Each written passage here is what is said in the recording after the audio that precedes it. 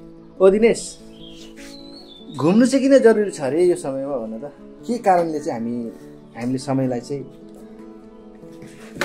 घुम्नु पर्ने किन चाहिँ घुम्नु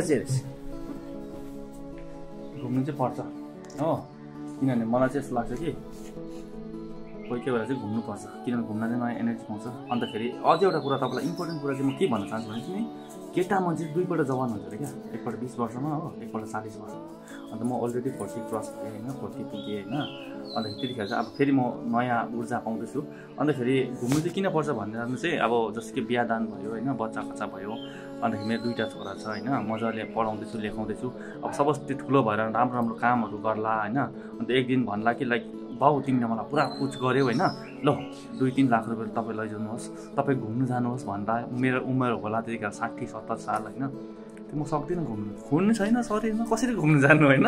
त्यही कारण मेरो चाहिँ फन्डा चाहिँ के छ भने अब अहिले म जवान छु होइन, जवान त छुइनँ, म बुढो भएँ 40 साल होइन। तर अब हामी चाहिँ अलिकति बिहान कुद्नु जान्छ कि, त्यही कारण अलिकति तगडै छु। अन्तखेरि मैले चाहिँ के गरेँ भने अहिले नै मैले एनफिल्ड बाइक किनेको छु होइन। कसरी किनेँ अब त्यो दुःखले किनेँ होइन, आफै किनेँ, बाउले किनिदिएको होइन, बाउ त छैन होइन, मै खुद बाउ हो। अन्तखेरि अब त्यो एनफिल्डमा चाहिँ अब हामी घुम्नु जाने क्या। अन्त त्यो योजनाहरू गर्छु। अन्त मान्छेलाई पनि म त्यही एडभाइस दिन्छु कि जे गर्नु छ आफै गर, नानीहरूले गरिदिन्छ लाइक मलाई गरिदिन्छ होला फ्युचरमा भनेर नसोच। किनभने त्यतिखेरसम्म त तपाईँको शरीरमा खुनै छैन। जब मान्छेको शरीरमा खुन हुँदैन त बहुत मुस्किल हुन्छ क्या। अहिले चाहिँ पुरा खुनले भरिएको छ कि, त्यही कारण म त अहिले नै जाने क्या। त्यही कारण चाहिँ म तपाईँलाई भन्न चाहन्छु नानीहरूको आशामा नबस, आफै गर जे गर्नु छ। किनभने लास्टमा चाहिँ मर्ने बेलामा चाहिँ सबसे डरलाग्दो रिग्रेट चाहिँ नि मान्छेलाई त्यही हुन्छ अरे कि मैले यो संसारमा बसेर मैले यो गर्नु पाइनँ, यहाँ जानु पाइनँ, त्यस्तो हुन्छ अरे क्या। अनि जब हामी मर्नेको समयमा आउँछौँ नि त्यतिखेर पनि त्यो रिग्रेट चाहिँ नहोस् कि मैले यो गर्नु पाइनँ, यहाँ जानु पाइनँ, यो गर्नु पाइनँ, यो कुदाउनु पाइनँ, त्यस्तो चाहिँ नहोस् क्या। म चाहिँ त्यो सबैलाई त्यो एडभाइस दिन चाहन्छु क्या। त्यही कारण तपाईँहरू पनि बुद्धिमान हुनुहोस् र विचार गर्नुहोस् क्या मैले भनेको कुरा के हो भनेर। हुन त मैले गलत पनि हुनसक्छु, सही पनि हुनसक्छु। अब त्यसमा थुप्रो अब हेर्ने मान्छेको नजरमा छ क्या। कतिले सोच्छ यो मान्छे त के भएको, आफू मात्रै सोच्दो रहेछ, नानीहरूलाई सोच्दैन, त्यस्तो होइन। नानीलाई म सबै सोच्दैछु है, दामी स्कुलमा पढाउँछु, मजाले पढ्दैछ होइन। म चाहिँ के भन्नु खोजेको मतलब चाहिँ लाइक त्यो नानी चाहिँ राम्रो पढेर होइन ठुलो औदामा पुगेर मलाई पुरा माया गरेर मेरो बाउले सेक्रिफाइस गरेर अब उहाँले दिनु खोजेर पनि म लिनु सक्दिनँ क्या। त्यस्तो खालको उमेर हुन्छ क्या हाम्रो।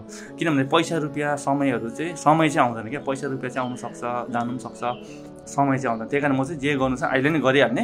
अब भोलि पर्सि अब जे हुन्छ त्यो अलग बात हो होइन। अब त्यसको मतलब चाहिँ म एकदम केयरलेस फादर हो त्यस्तो पनि होइन। एकदम दामी छ, केटाहरू पढ्दैछ होइन, ठुलो स्कुल पढ्छ होइन। अब कसरी पढाउँदैछु त्यो मलाई मात्रै थाहा छ, तर जस्तै पनि होस् होइन, मजाले गर्दैछ होइन। तर मैले चाहिँ के भन्नु चाहेको भने तपाईँहरू पनि जीवनमा त्यस्तो हुनसक्छ। तपाईँले कति सोच्छ कि मेरो नानी, मेरो सन्तान, मेरो परिवार भनेर सबै तपाईँको जीवनको जति पनि पुँजीहरू सबै हालिदिनुहुन्छ, लास्टमा मर्ने बेलामा तपाईँलाई रिग्रेट भइरहेको हुन्छ। तपाईँले सोच्नुहुन्छ कि म जानु पाइनँ, म घुम्नु पाइनँ, म खोलामा नुहाउनु पाइनँ, म ट्राभल गर्नु पाइनँ, हो त्यस्तो खालके फिलिङ्सहरू आउँछ क्या मान्छेको जीवनमा। त्यही कारण त्यो सबैलाई पनि फुलफिल गर्नुहोस्।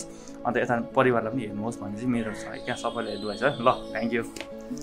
र बुढो भइसकेपछि तपाईँलाई छोराले लु बाबा म तपाईँलाई इनफिल्ड बाइक या चाहिँ दामी बाइक किनेर ल्याइदिएको छु, तपाईँ जानुहोस् घुम्नुको लागि भन्यो भने पनि सक्दैन घुम्नुको लागि जानु चाहिँ। शरीरमा खुनै छैन, खुन छैन, तागत त खुन हो नि त पापाले, खुन हो।